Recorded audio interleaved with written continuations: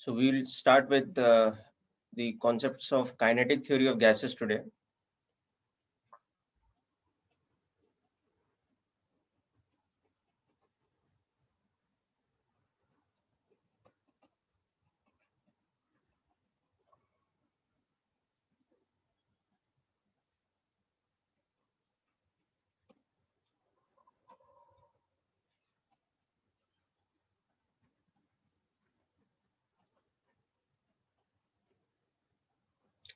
Okay, so in the last few lectures, we have completed the concepts of thermal expansion and the concepts of calorimetry. So make sure you go through all that, and we have an additional lecture on Saturday this week. So we will keep that lecture for discussion of some additional questions and some classwork on that. Okay. So now this is a different section of thermodynamics where we will start discussing about how an ideal gas behaves with respect to temperature, heat, and the various thermodynamic properties, how they are interrelated, like pressure, volume, temperature, etc., of an ideal gas. So the term kinetic, as you know, has to do with motion, and here we will explain the behavior of gases through the idea that the motion of the molecules, that is the kinetics of the molecules, explains the behavior of an ideal gas. How the macroscopic properties of the gas, like the relation between pressure, volume, temperature, number of moles, etc., are interrelated. The explanation of that is going to come from the kinetic behavior of the molecules, or the explanation of the motion of the molecules. Okay, so that is the meaning of kinetic theory of gases. It is the behavior of a gas, the physical properties of the gas on the basis of the motion of its molecules. Okay. So this will start with what is called the kinetic model of an ideal gas. That is, as I told you, the behavior or the physical properties of the gas based on the motion of its molecules. So kinetic model of an ideal gas.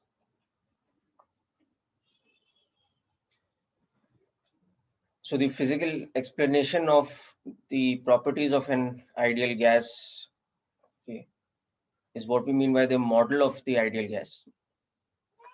So any model will be based on certain assumptions. So the kinetic model of the ideal gas is based on certain assumptions.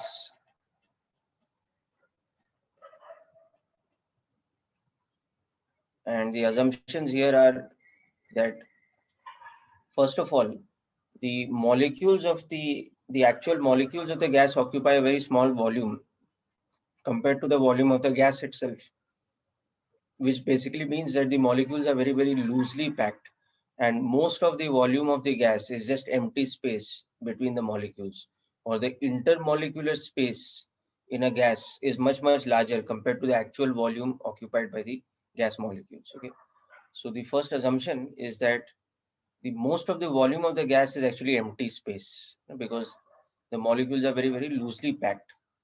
So the volume occupied by the molecules is negligible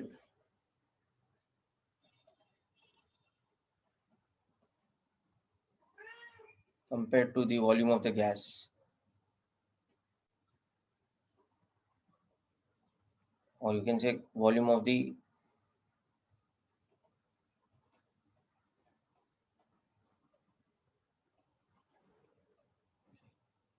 so basically that means that the gas molecules are very loosely packed.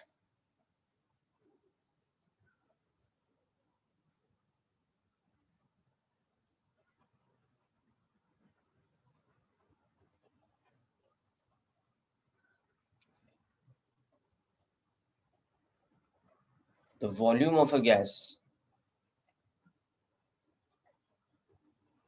is mostly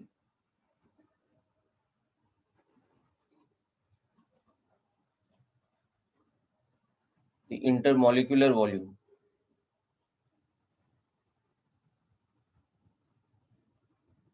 So it basically means that if you think of gas in a container, most of the volume is empty space. The actual volume of the molecules inside is very, very less. So this directly brings us to the second assumption, that if the molecules are very, very loosely packed, that means the intermolecular attractive forces are more or less absent. So they are negligible. So the gas molecules do not interact with each other on the basis of any intermolecular attractive force. Unlike the case with liquids and solids, where there are strong intermolecular forces, in the case of gases, the intermolecular forces are more or less absent.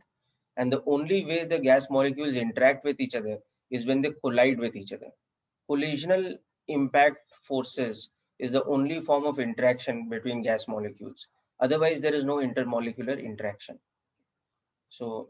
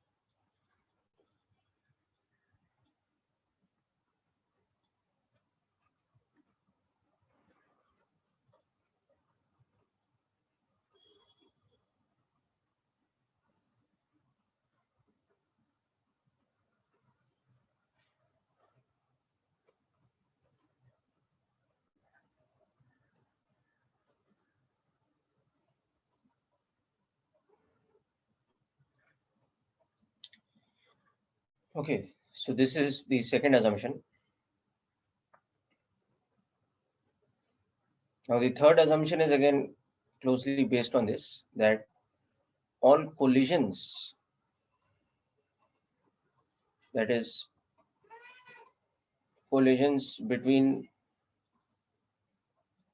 gas molecules or gas molecules with the surfaces of a container.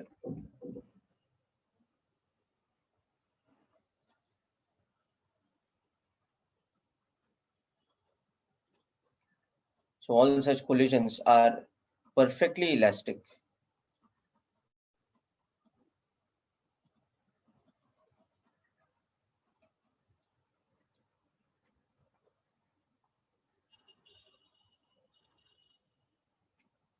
Impact forces are collision forces. You have done collisions in center of mass, no? Chapter. So you are aware of collision impulse, collision force. So that is what we are talking about.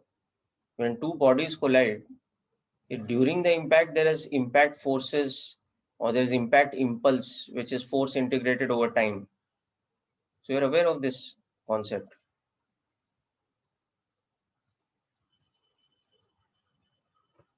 Momentum transfer happens from one body to another when they collide because of the impact forces.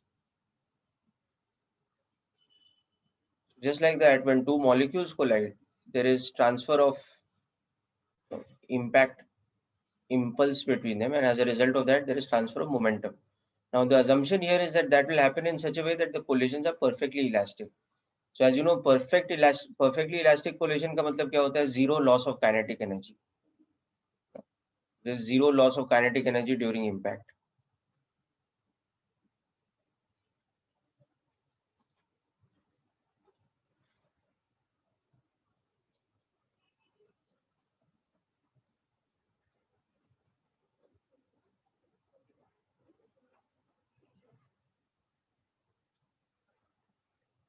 Means there's no dissipation of kinetic energy.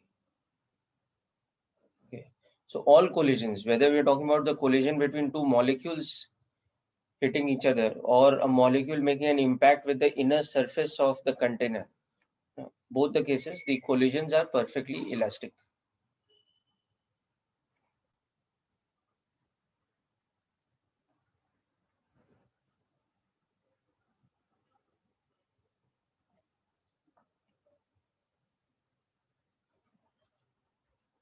And the fourth and final assumption is that the motion of gas molecules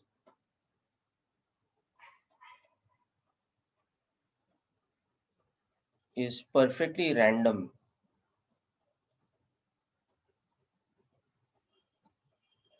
Okay.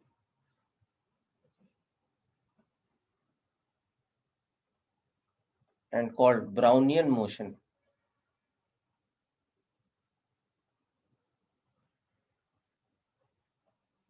So Brownian motion is the name given to this perfectly random motion based on certain statistical analysis provided by a physicist called Brown. Okay, so hence the name Brownian motion. So we'll discuss the fourth point in more detail, that what is the meaning of perfectly random.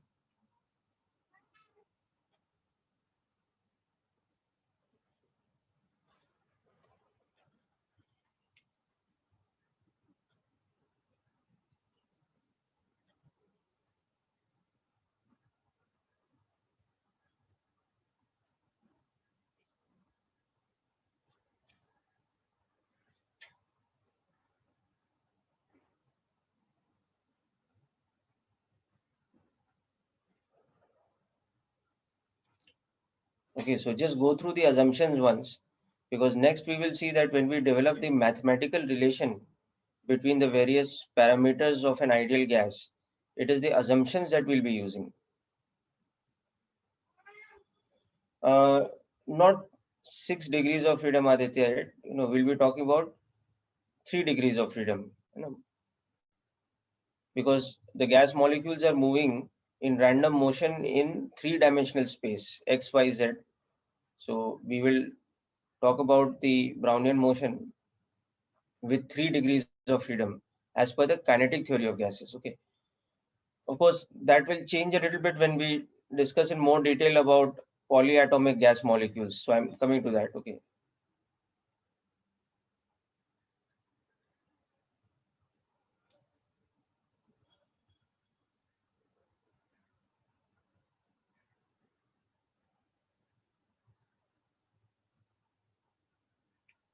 Okay. One more point you can add over here is that in the original kinetic theory of gases, we assume molecules to be particles.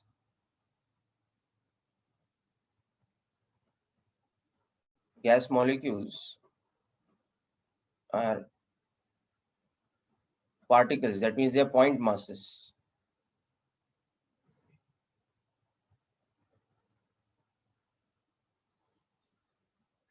Yes, there is Brownian motion. We will discuss about that. Okay. I'm coming to that. Piyush, I'm coming to that. So we'll discuss each of these points, especially the last one in more detail next. Okay. So let's look at the interpretation of this.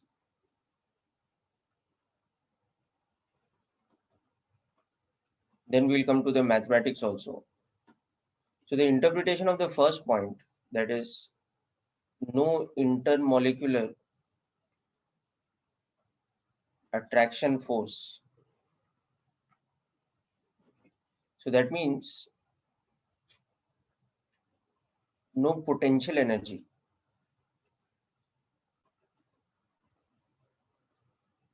Okay. Because remember, potential energy is to do with work done by internal conservative force. But here we are assuming that the internal conservative force only is absent. Okay. So the only form of energy that gas molecules possess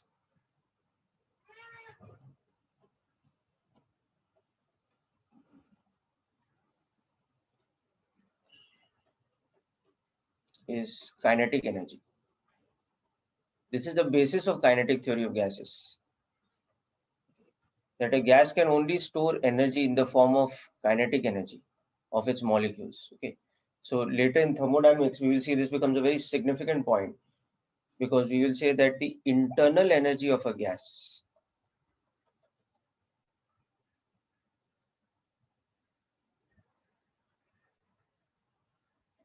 is nothing but the kinetic energy of its molecules. or you can say the total kinetic energy of its molecules. So this is the, you can say it's like the foundation of the kinetic theory of gases. This along with Brownian motion concept. I'm coming to that.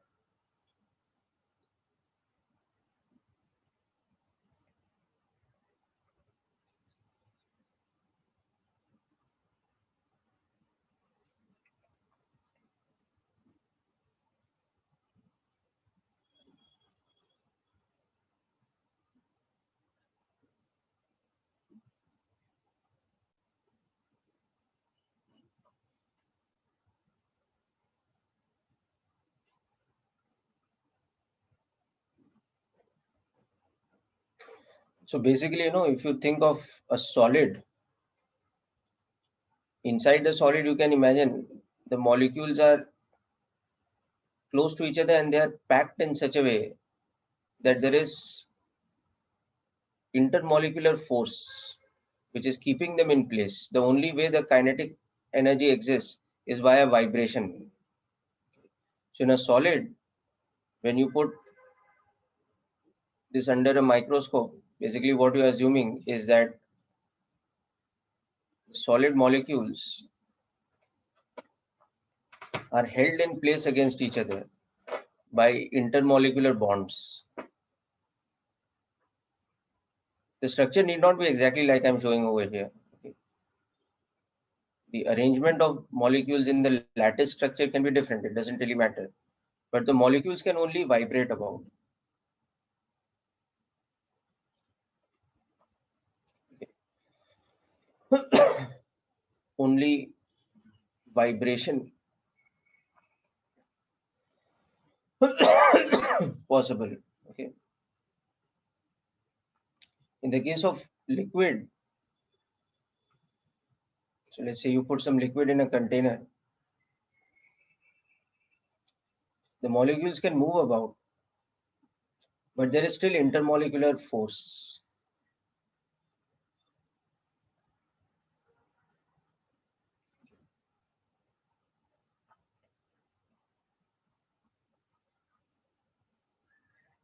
So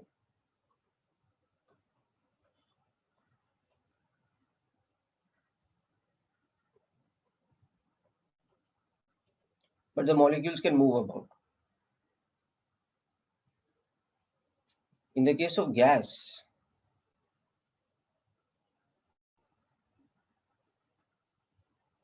molecules are very loosely packed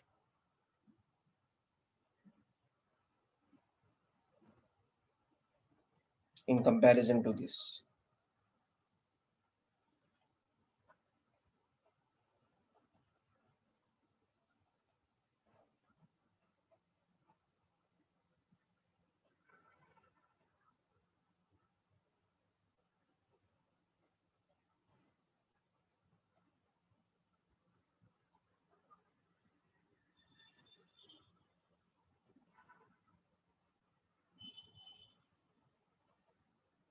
They are completely free of intermolecular space. Sorry, of intermolecular attraction forces.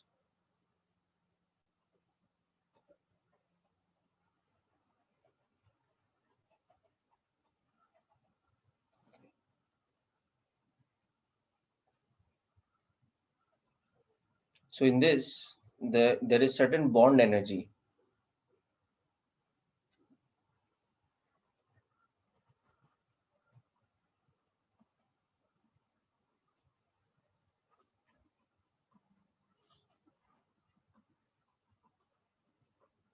Okay.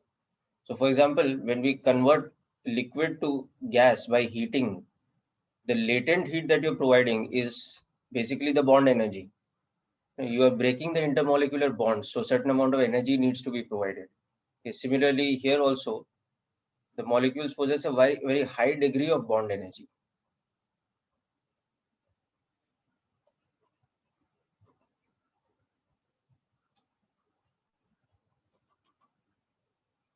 Okay. So that is why when a solid reaches the melting point or the liquid reaches the boiling point, and you further supply heat, the temperature doesn't increase because temperature has to do with the kinetic energy of the molecules. So when you reach that point, when the molecules have exactly that much kinetic energy, that any extra energy supplied means that they will break free of the intermolecular bonds. So then the energy supplied goes into breaking this bond energy, okay, or releasing that bond energy and breaking the molecules free of each other. So that is why at melting point or boiling point, when the state change is happening, there is no temperature change happening because the energy supplied as heat goes into breaking the intermolecular bonds. Whereas in gases, intermolecular bonds are completely absent. So there is no such bond energy. The only type of energy that the gas molecules possess is the kinetic energy. So this is one of the cornerstones of the kinetic theory of gases. Okay.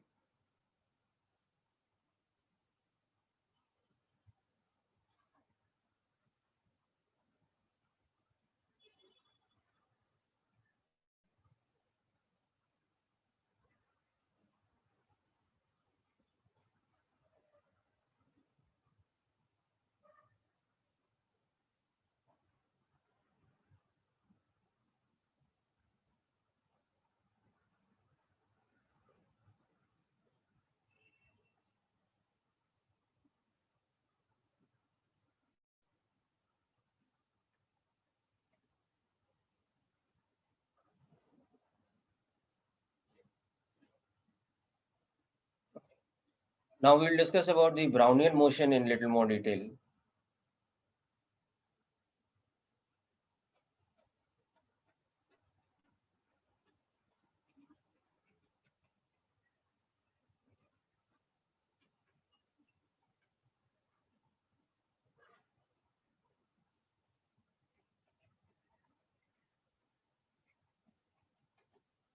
So what this means is that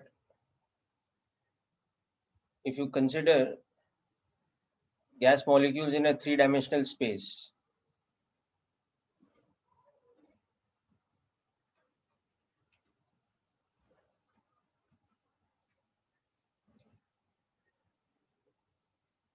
then the velocity distribution of the gas molecules is perfectly random, which means that there is equal probability for velocity in any direction. Okay, I will go back to the earlier portion. Finish writing this interpretation. We'll come back to this.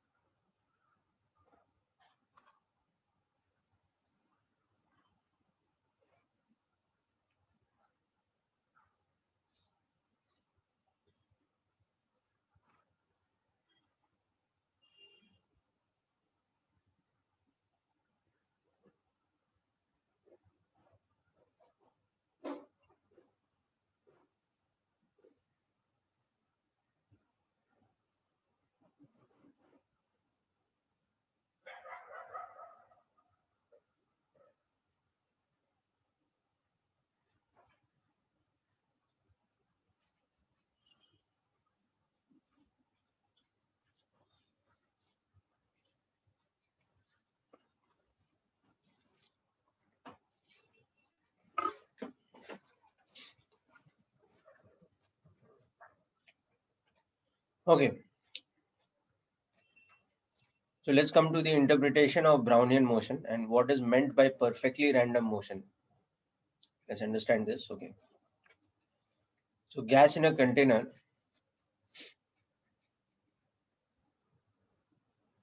So perfectly random motion means that the distribution of velocity is perfectly random in all directions. And so this statement of perfectly random, it means that the distribution of velocity is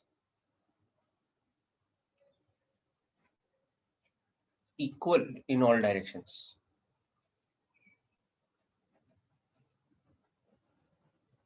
Okay. So why this happens, let's try to understand. Because if the motion is perfectly random,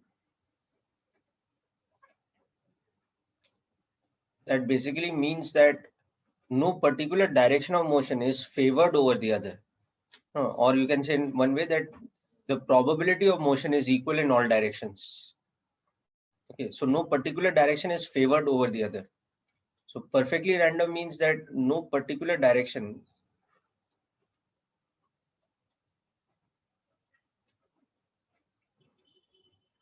of motion is probabilistically favored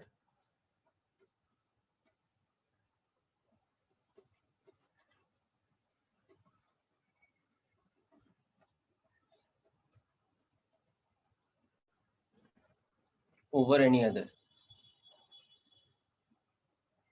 Okay. So all are equal in probabilistic distribution.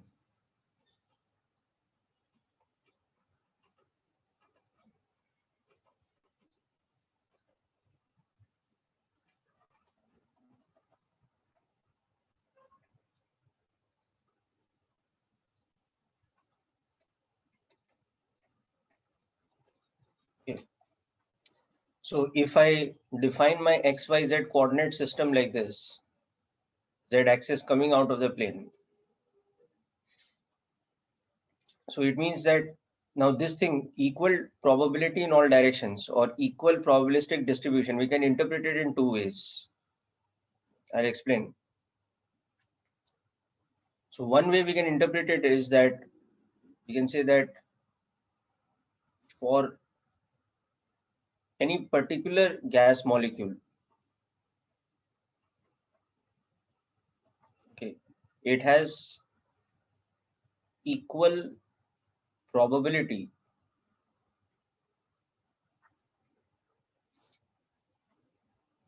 of motion in any direction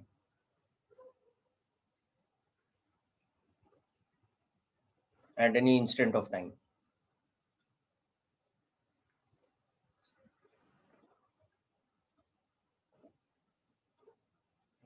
So basically that means that if we randomly pick out a molecule, then its direction of motion is equally likely to be in any direction.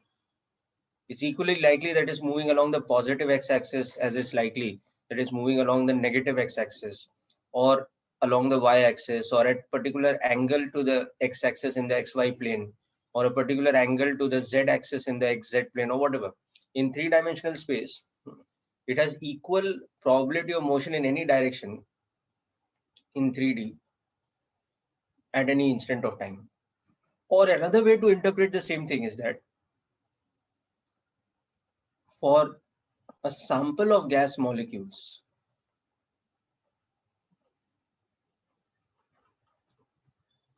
okay, so suppose we are looking at, let's say, a certain number of moles, like half a mole of gas molecules, if you just pick out from this volume.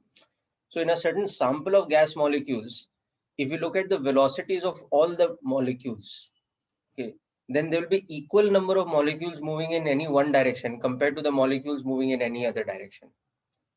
So within that sample, the distribution is perfectly balanced between all the directions. The distribution of velocities as vectors is perfectly balanced between all the directions. So for a sample of gas molecules, the distribution of velocities over direction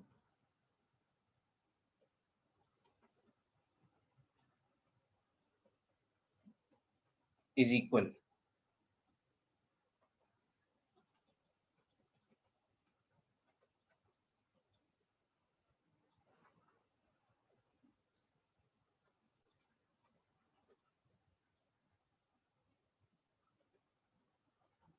In 3 dimensions.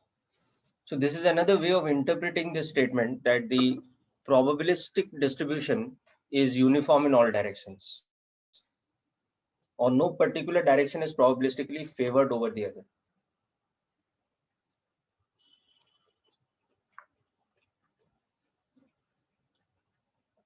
So this is the core idea of what we call Brownian motion, or perfectly random motion.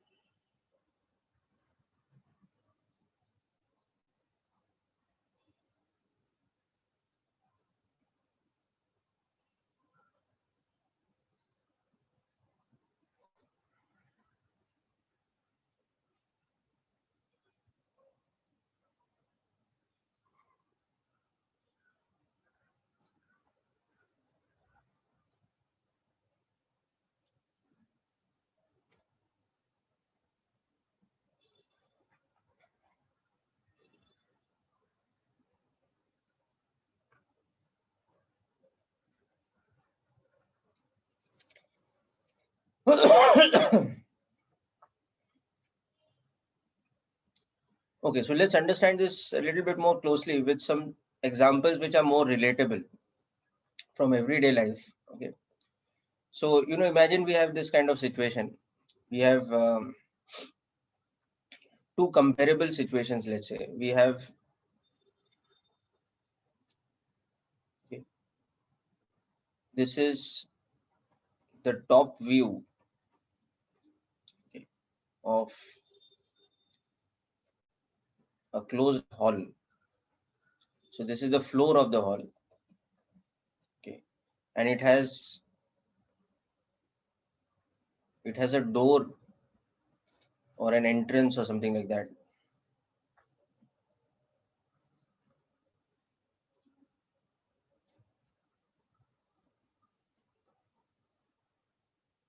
Okay, an open door over here, and there are a few people inside the hall.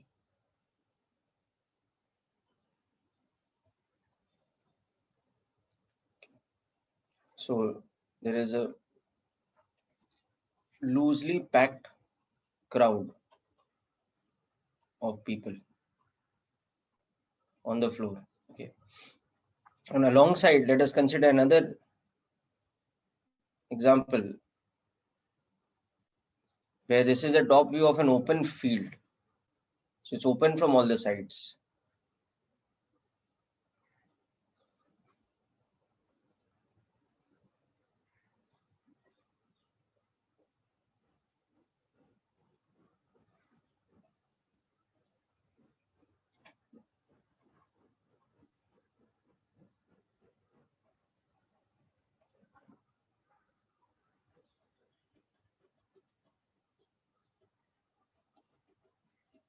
Okay, and again there are people.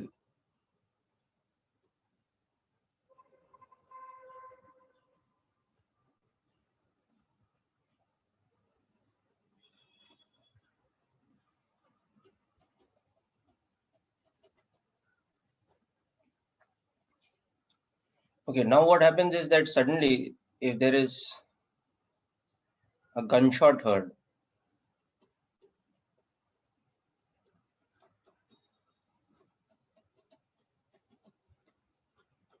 is heard. Okay, so people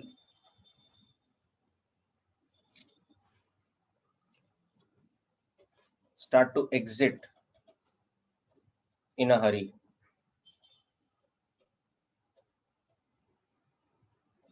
So in the first case, you will see that the direction of motion of the people is going to be towards the exit point. So it is not random. But in the second case, it's open. Okay, so people will randomly choose.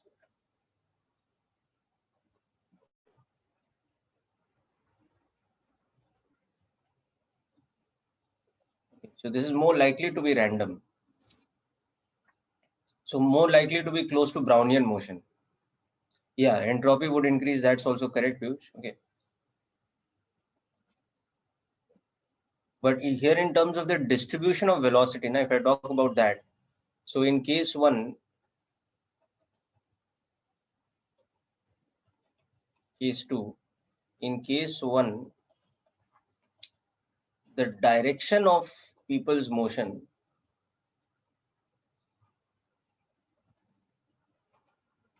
is not equally probable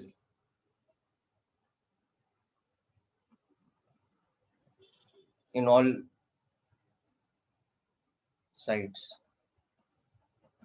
in two dimensions, of course. Okay. Whereas in case two, the direction of motion is likely to be equally probable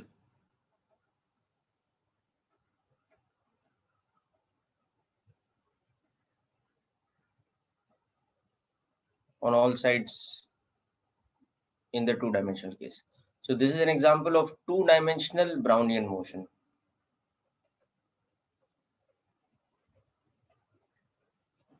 Whereas this is a non-Brownian motion.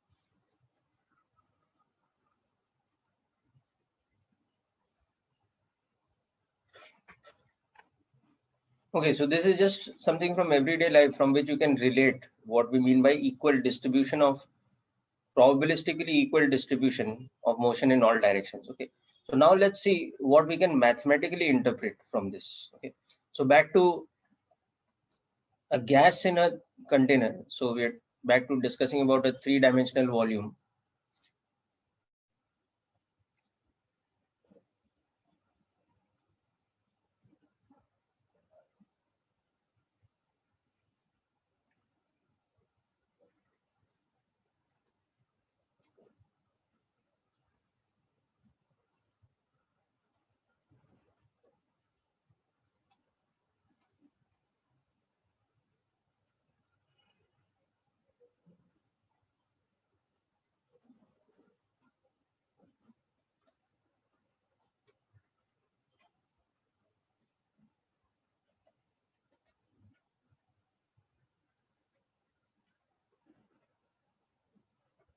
Okay, so if you pick out any particular molecule's velocity, you can say it is Vx I cap plus Vy j cap plus Vz k cap. Okay, now the fact that it has equal probability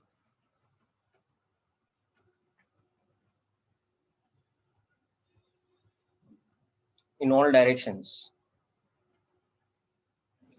So this is just the instantaneous velocity of a particular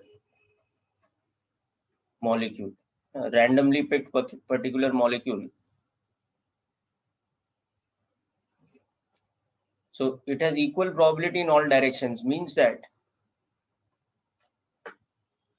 if we average out Vx over all molecules, it will be zero. If we average out Vy over all molecules, it will be zero. If we average out Vz over all molecules, it will be zero. So if we average out the velocity over all molecules, it will be zero. So this means summation of mass into x component of velocity over summation of mass for all molecules. Okay. So this quantity here is the average of the x component of V. Okay. This basically tells me that the average velocity will be zero. That is summation of m into V divided by summation m will be zero. I mean, that also means that the center of mass is not moving, but that's a different point here. We're not really interested in the center of mass here. It is more about the quantity of average velocity, not so much the quantity of center of mass's velocity.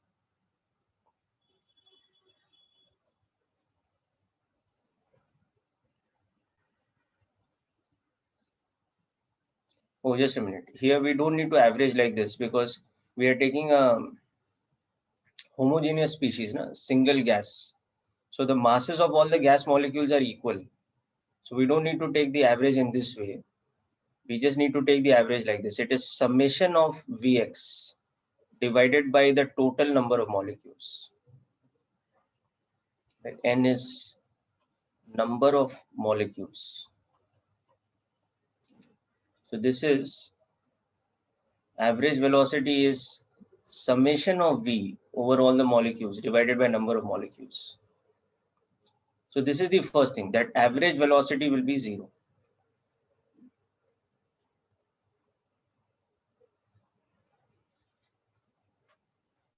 Yeah, let's finish writing this, Durgesh. We'll come back to that earlier part.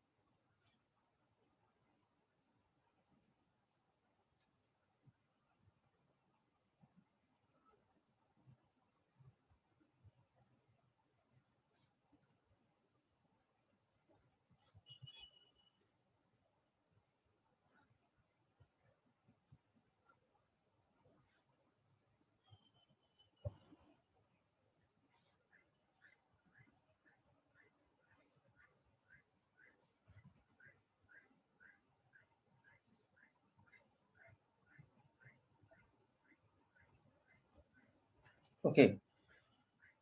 Now, it also means that if we take mod of V and square it,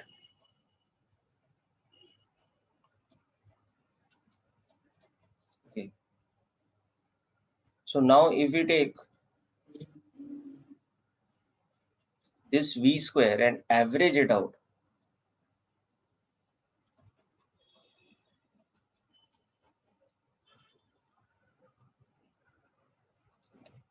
so this is called the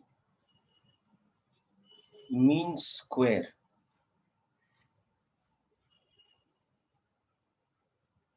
velocity, or you can say mean square speed. That is the average of the square of magnitude of velocity.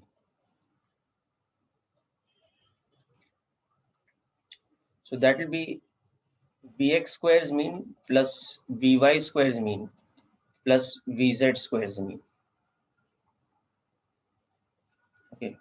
Now the very important point about Brownian motion. Now since the motion is equally probable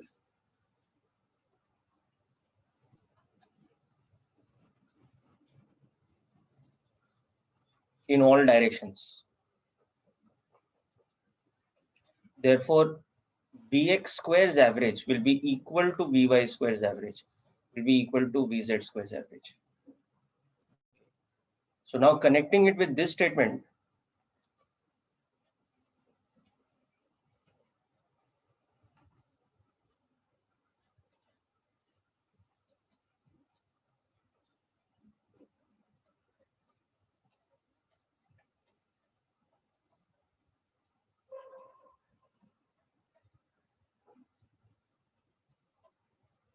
means this.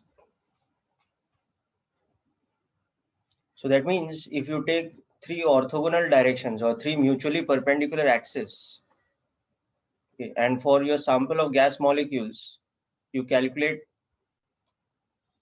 the Vx squares average, that will be equal to the Vy squares average, will be equal to Vz squares average, will be equal to V squares average divided by 3.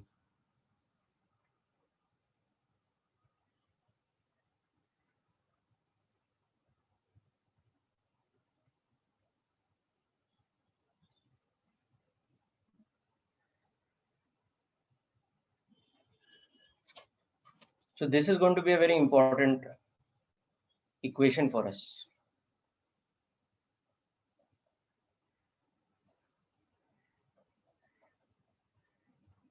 As a property of Brownian motion.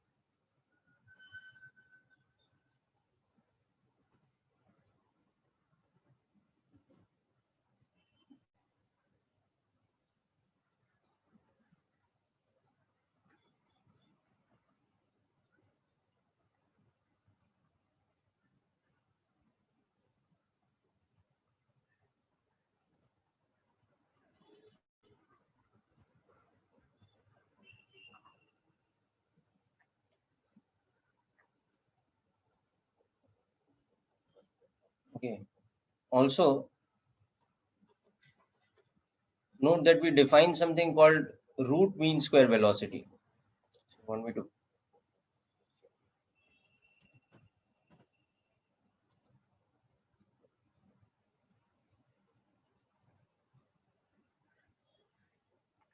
Okay, we'll come back to root mean square velocity. Note this down first.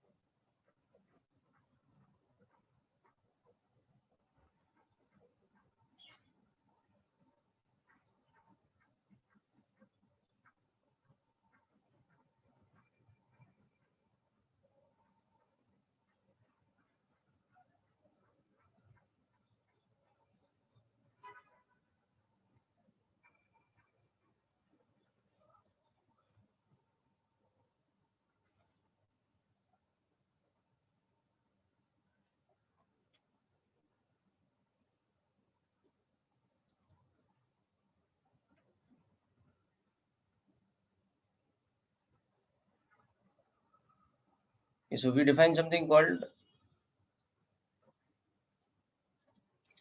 RMS speed or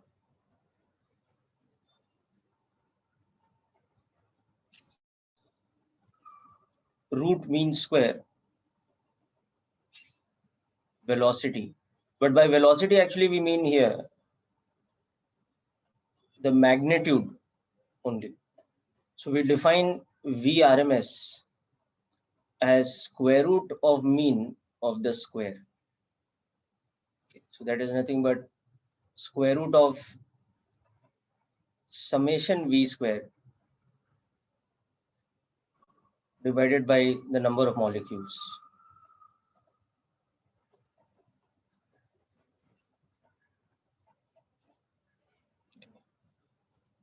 So from the above equation, you can see that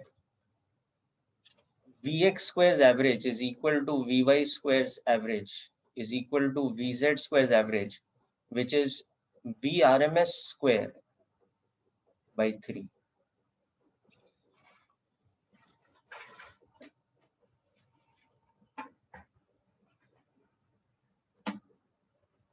So root mean square of any quantity, it means this. This is square root of mean of square. This is what this quantity means. Or square root of summation x square divided by the number of x's.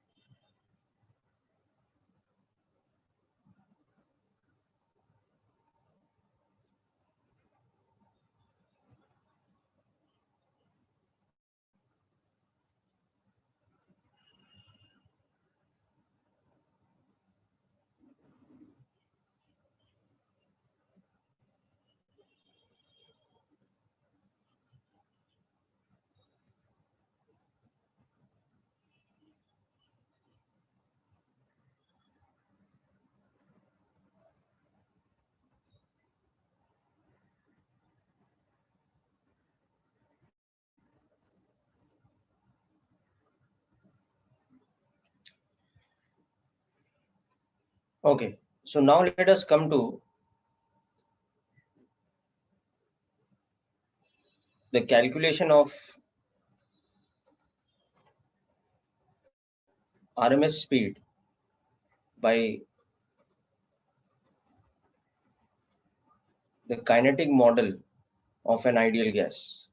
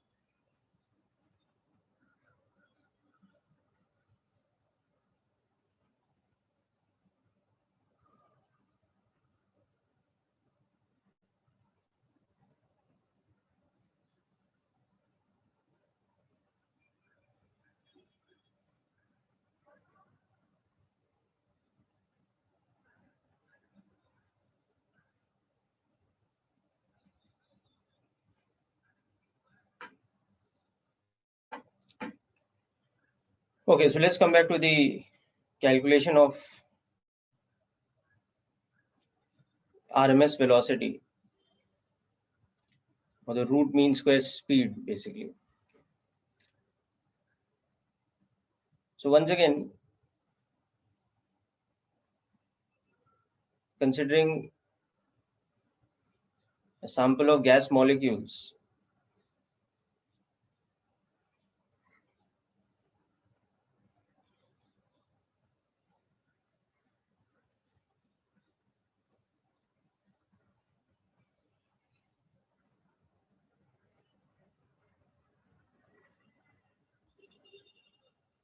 in a container. Now this time, to do the calculation, we will consider it to be a square container. So the dimensions of the container are L by L by L.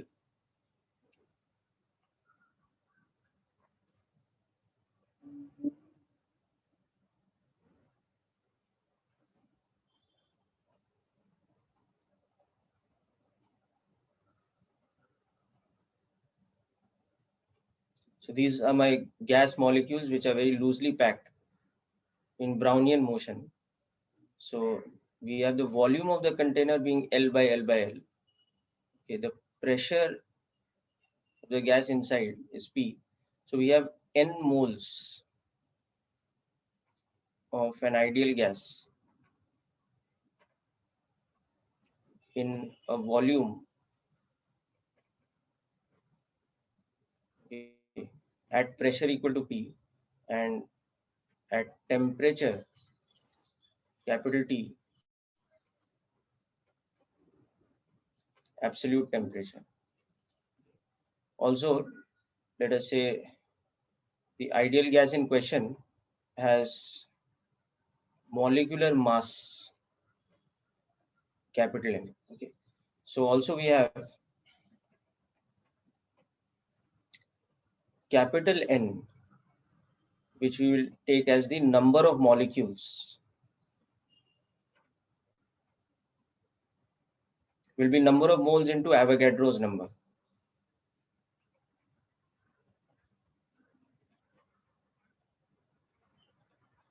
Okay. And small m as molecular mass divided by Avogadro's number. So this will be mass of a molecule.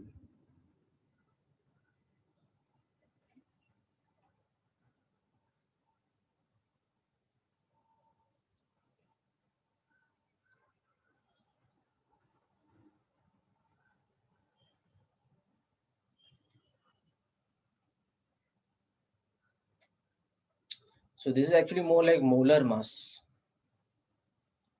In chemistry, it is called molecular weight, but it is more like molar mass. So for example, you know that helium has m equal to 4 grams. So this is mass of 1 mole of helium. Okay. So these are the parameters. Now we will learn how to calculate the RMS speed on the basis of these parameters. We'll learn how to calculate VRMS on the basis of all these parameters.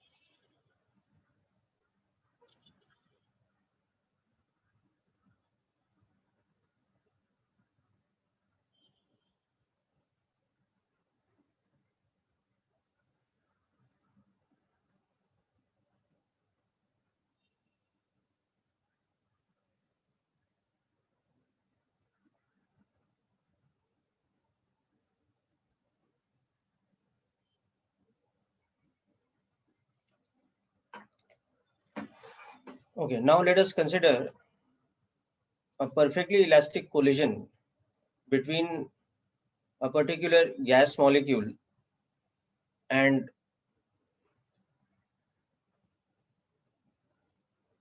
the side wall, okay, which is parallel to the YZ plane.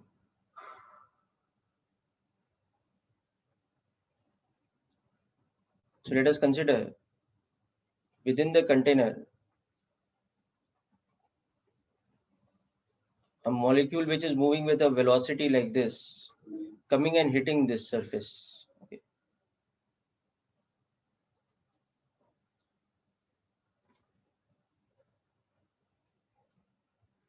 Yeah, Shikhar, we'll go back to that. Don't worry. Okay. So this is a wall parallel to the YZ plane. So if a particular gas molecule comes and hits this wall, so let me draw a two-dimensional diagram of this now. So in the two-dimensional diagram of this, you'll understand that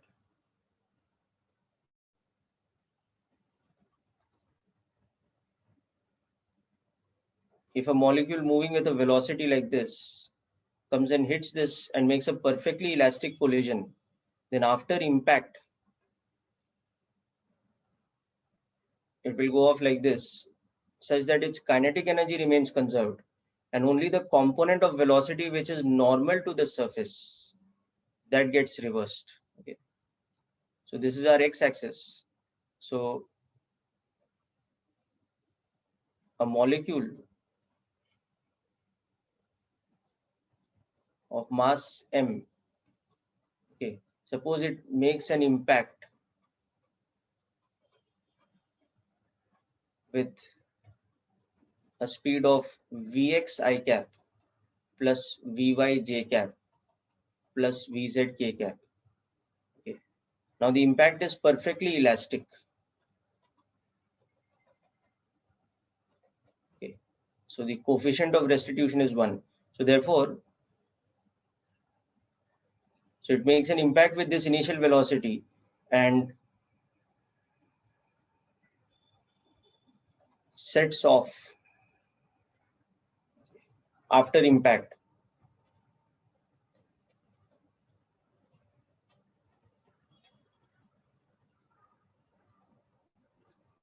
at a velocity where the x component of velocity will just get reversed in direction and y and z components will remain conserved.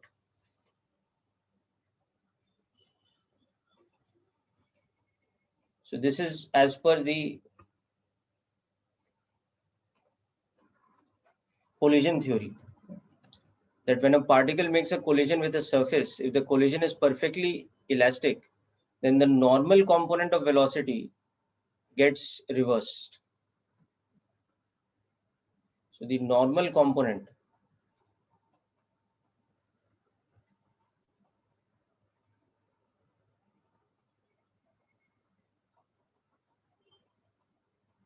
is reversed and the tangential component remains conserved. So that is why this is becoming minus Vx from this plus Vx, whereas the tangential component is conserved.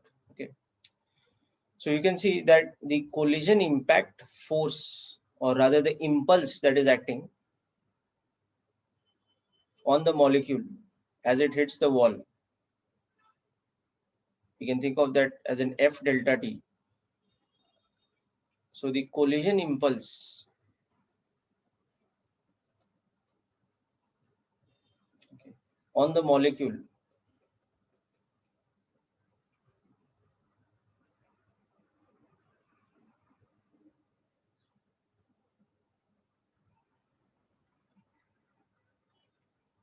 will be the change in momentum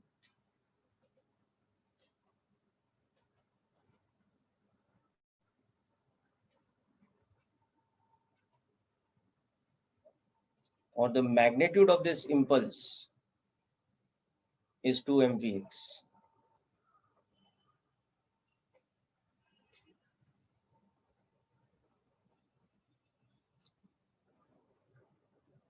Okay. So now this is for a single molecule. Okay. So this is, so on the wall, a single molecule coming and making an impact will result in an impulse on the wall which acts in the opposite direction like this. So impulse on the wall from a single impact or a single collision is going to be this. So from this, we are going to find out on an average how much force acts on the wall. Okay, by averaging this out over the number of molecules, because all molecules are continuously in random motion. So from time to time, they keep making such impacts with any one of the six faces. So on any one face or any one wall of the container, on an average, there will be a certain amount of force that is continuously acting because of these collisions. And that force per unit area will give us the formula of pressure. And that's how we will see that pressure is related to the RMS speed.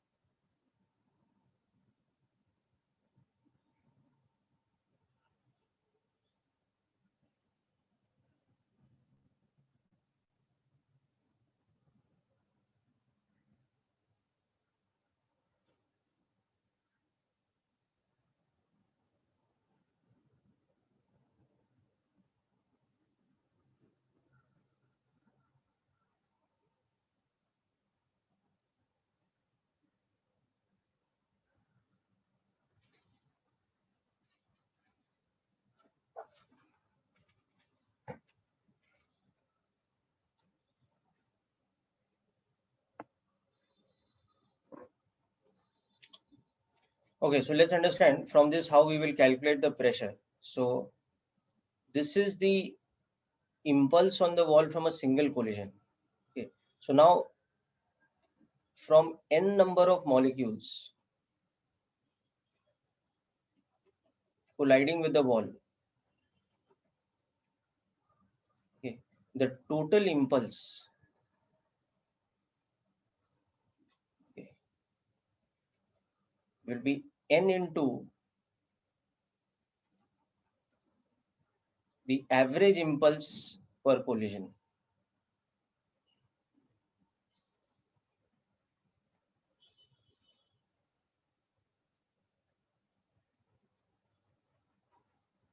Okay, so that will be nothing but n into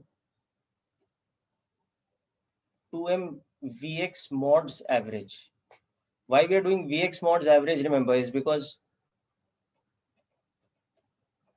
Vx average is 0, okay, but Vx mod average is Vx squares average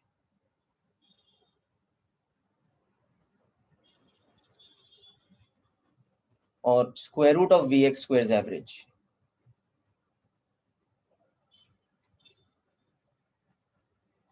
Okay,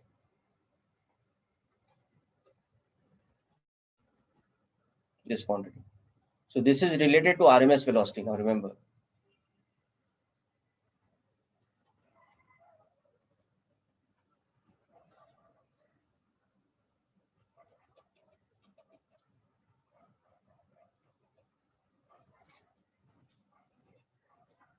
So average impulse per collision, if it is this much, then that's this much. Okay. So the total impulse acting on the wall because of n such collisions occurring would be equal to this quantity.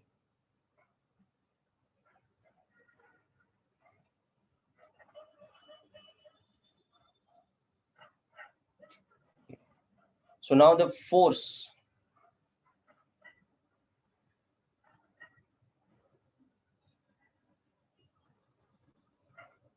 you can say the average force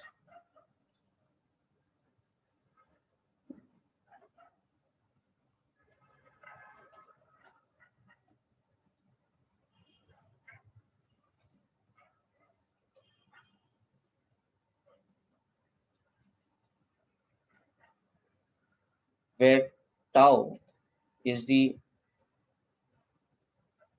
average time between two successive collisions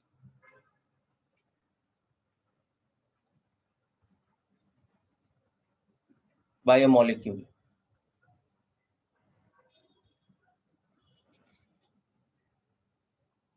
I'm just using the symbol tau. You can use capital T also. But this is the average time between two successive collisions by a molecule. So if we divide this total impulse by the average time between two successive collisions, we'll get impulse per unit time, which is nothing but force. So this will be the average force that the wall is experiencing. And further pressure will become force upon area. Okay, so we are coming to that. Okay. Now see what is happening is that we have a cubical container. So if a molecule has just hit this wall and has a x component of velocity like this, so suppose it's making a random kind of motion also. Okay. All collisions being elastic.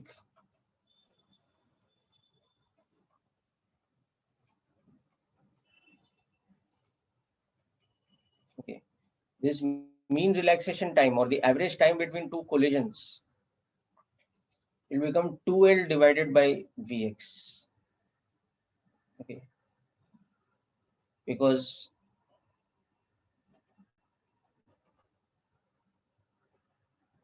time between two successive collisions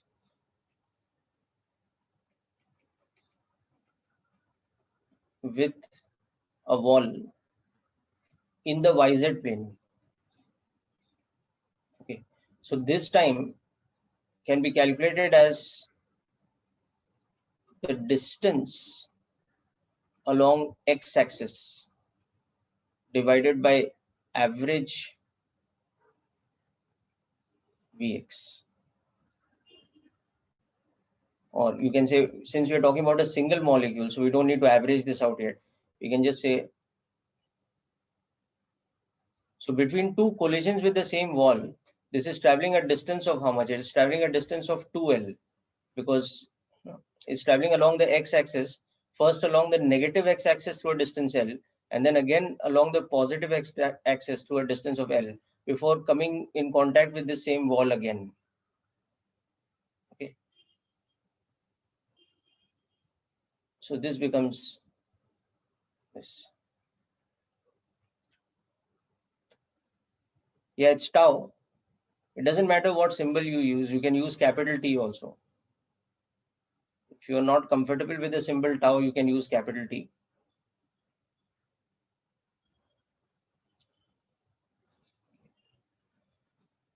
So this quantity, we will now substitute back over here. Okay. So the average force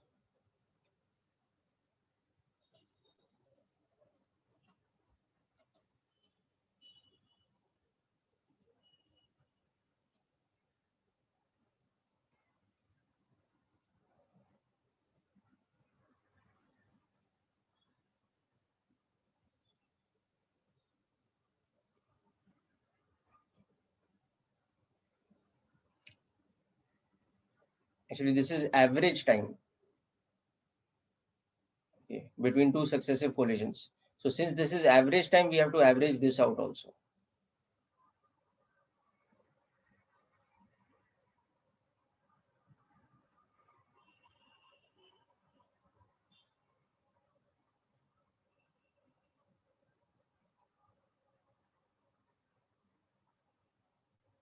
So as you can see, we get this quantity.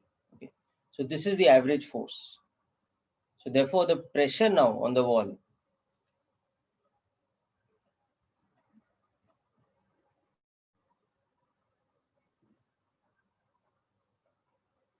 will be equal to this average force divided by area. So that will be mvx squares average divided by L divided by area of the wall, which is L square.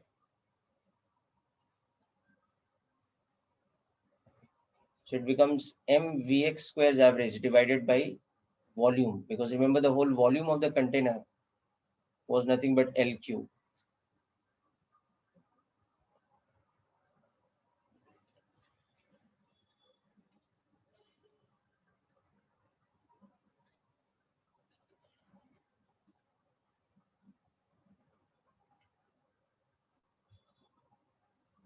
So we have a relation between pressure and volume and Vx squares average.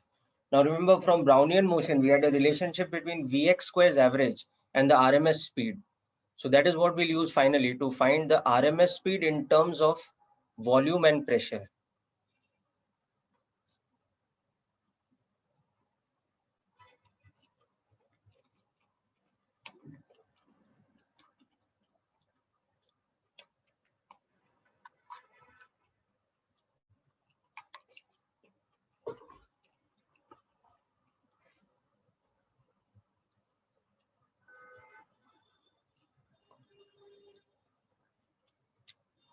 So the n did not cancel. There is n also here by mistake.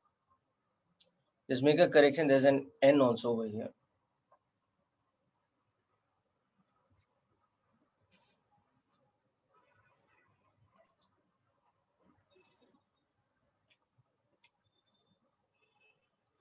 Okay, so the relation that we have got so far is that P is equal to total number of molecules into m into Vx squares average divided by volume. Okay. So we have got Vx squares average is equal to PV divided by number of molecules into mass per molecule. Okay. Now we'll recall that Brownian motion gave us the relation that V RMS square was 3 times Vx squares average.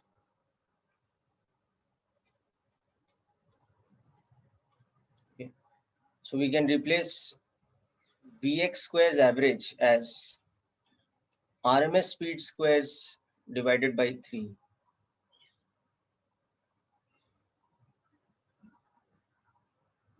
Cancel.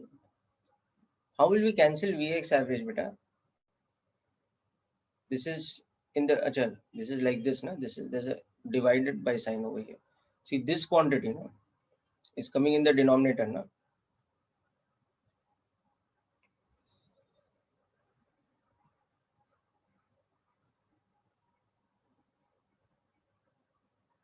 Yeah, just add the by sign over here. It was missing. Okay. So further, we will substitute now Vx squares average as RMS speed square divided by 3. So this is equal to PV divided by NM. So now we get the formula that we were looking for. The RMS speed in terms of pressure and volume is given by this formula. Okay.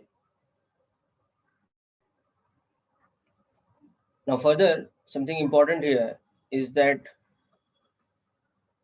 N into M is the same thing as number of moles into molar mass.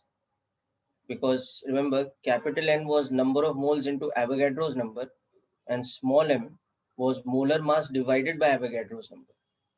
So N into M is the same thing as small n into capital M, is nothing but the total mass of the gas. Okay, so we can also write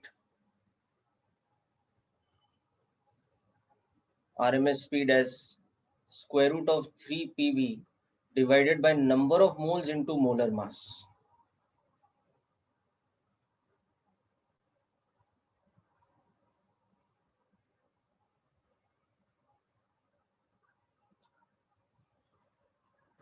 Okay, so this is the interesting thing about the kinetic model of the ideal gas. By using very simple Newtonian mechanics, and collision theory and things like that, we can get a relation between something which is a microscopic property of ideal gas, the RMS speed, and the pressure and volume, which are macroscopic properties, which you can measure.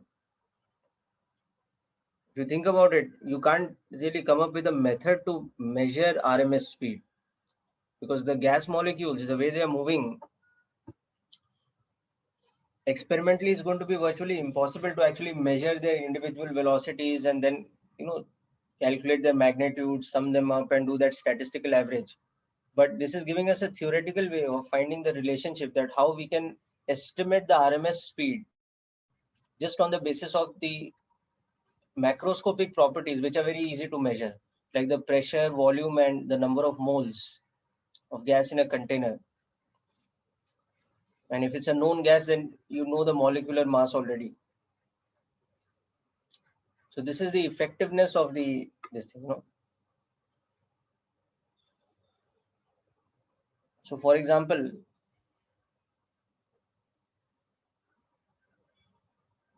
yeah, I will send the notes, Prachi, don't worry. So let's just wind up today's lecture with an example. So suppose we have helium gas,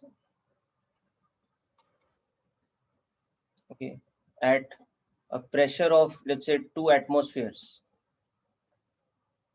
okay, in a container of volume equal to, let's say, 5 liters, and we have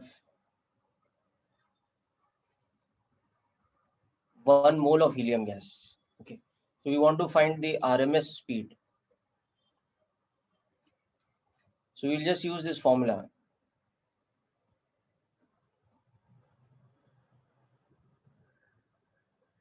In this formula, we will substitute pressure 2 atmospheres as approximately 2 into 10 raised power 5 pascals,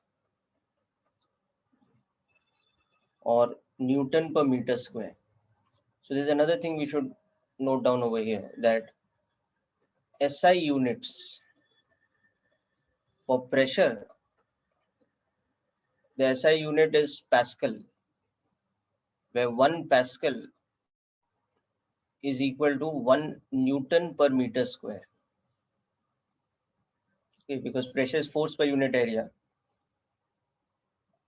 Okay, and the non-SI unit is atmosphere. So one atmospheric pressure is approximately 1.01 into 10 raised power 5 pascals. So typically we just take it as 10 raised power 5. Okay, and for volume, the SI unit is meter cube, where 1 meter cube is equal to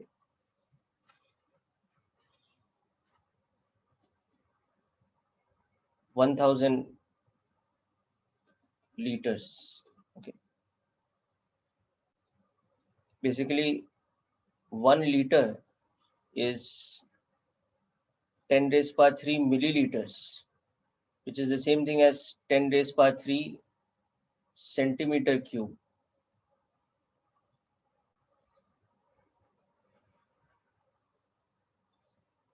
Okay, so that's how we get that 1 liter is 1,000th of a meter cube. So you can always keep this thing in mind, that 1 milliliter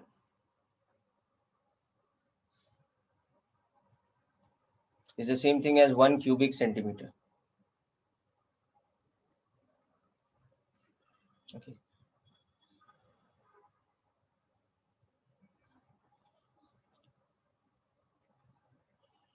So we'll substitute the pressure as this. We'll substitute the volume as 5 into 10 raised power minus 3 meter cube, because it was 5 liters.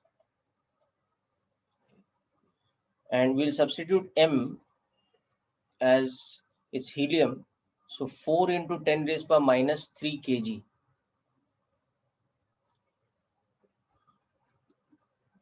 Remember, molecular weight of helium is 4 grams, which means that the mass of 1 mole is equal to 4 grams. So that in kgs will become 4 into 10 raised by minus 3 kgs.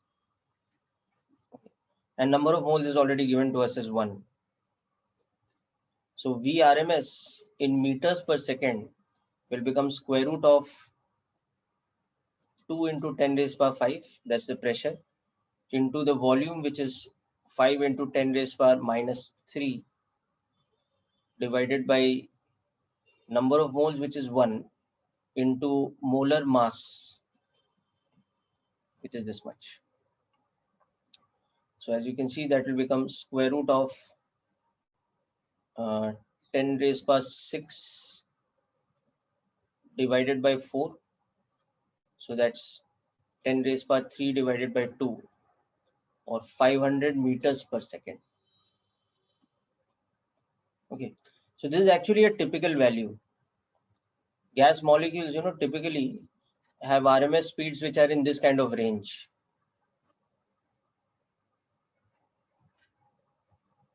Which one 3, Shikhar?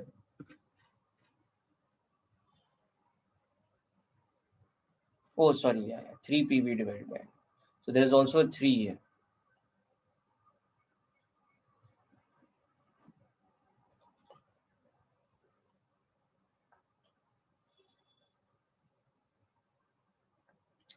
So this final answer should become 500 root 3.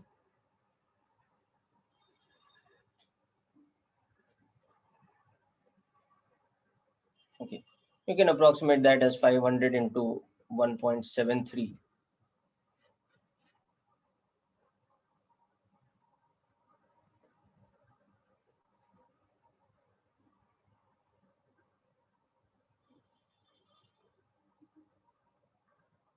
Something like this.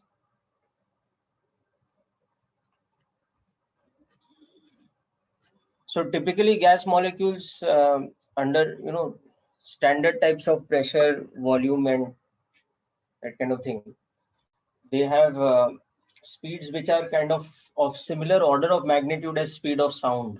Speed of sound at normal temperature and pressure at STP, it is about 330 or 334 to be more precise meters per second. So typically gas molecules, unless they are at very high temperature or very high pressure, etc., they will be having order of magnitude of speed around that speed of sound mark.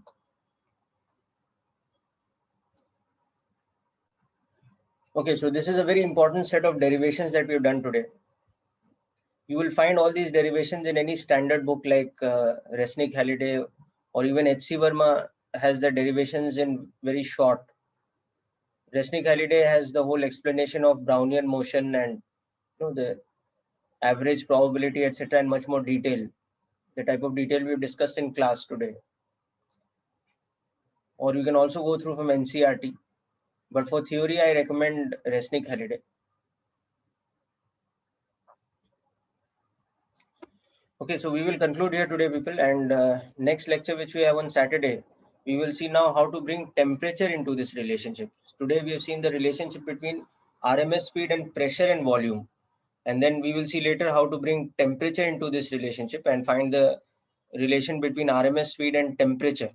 And from that, the relationship between pressure, volume, and temperature, which is that PV is equal to nRT. But that ideal gas equation, which otherwise comes from the experimental Boyle's law and Charles' law's combination, can also be derived theoretically by the same set of assumptions that we have seen today for the kinetic model of an ideal gas. Okay. So a lot of work for you to revise through this derivation, etc., before the next lecture. And also, please go ahead and complete problems from your module to do with thermal expansion and calorimetry. On Saturday's lecture, we will also keep aside some time for discussion of doubts and some questions from thermal expansion and calorimetry, because those are two very simple topics. So, when we get into thermodynamics proper over the next few weeks, we will not be coming back to those topics so much. Okay, so make sure this week you complete questions from thermal expansion and calorimetry from your module and discuss the doubts with me. Okay. So that's it for today's session, people. Wish you all the best.